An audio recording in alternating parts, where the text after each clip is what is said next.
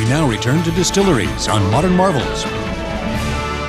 Everyone in Scotland would probably deny it, but it's believed that distilling came to Scotland from the Irish, and it's believed the monks would have brought across the secrets of distilling to Scotland.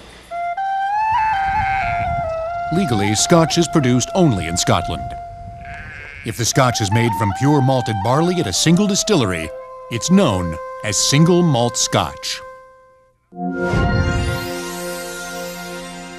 I have a smoky, peaty one here because they come in all different styles, and this one is heavy, smoky, and peaty the way the Scots like it. And I would suggest that you drink it neat. But a good master distiller will tell you that if you put a few drops of water, that water will open up the aromas and the secrets that are locked inside of your Scotch. On Islay, a remote island on Scotland's west coast, the whiskies have the smokiest flavor in all of Scotland. For nearly 2 centuries, Islay's Laphroaig distillery has achieved its trademark smokiness through a tradition known as barley floor malting. Well, there are 3 raw materials made in making whiskey, and barley is the first one of them. We need barley, we need water, and we need yeast. Without barley, we would have no material that we could use to extract the sugar that we're then going to ferment. Malting is the process of forcing barley to germinate.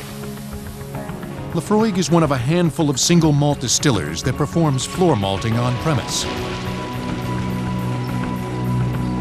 When the barley arrives, it's first steeped in water to a moisture content of 45%. Approximately 6 tons of the grain is then spread onto the malting floor to begin drying. We're actually trying to trick the barley grain into thinking it's spring and it's time to germinate and grow into a new barley plant.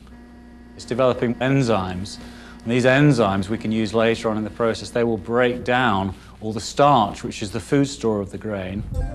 After germination, the barley is introduced to its famous companion, peat. Peat is a fuel source formed by decaying plant matter.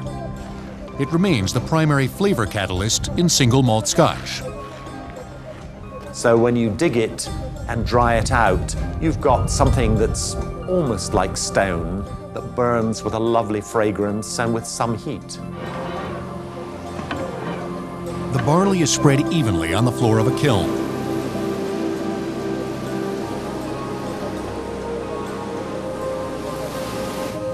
The peat fire smokes the barley for flavor, and in the process stops the germination.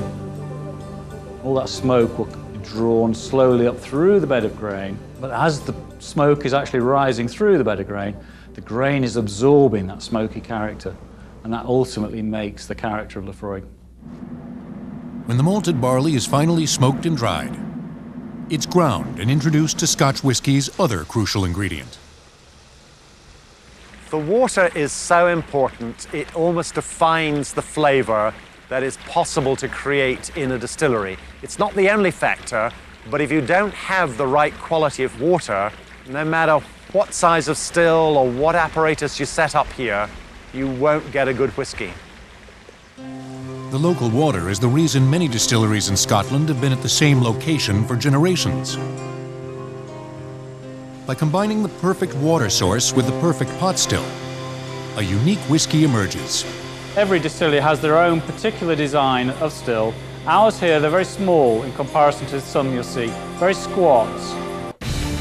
For hundreds of years, acceptable alcohol content, or proof, was measured when whiskey and gunpowder were mixed and ignited.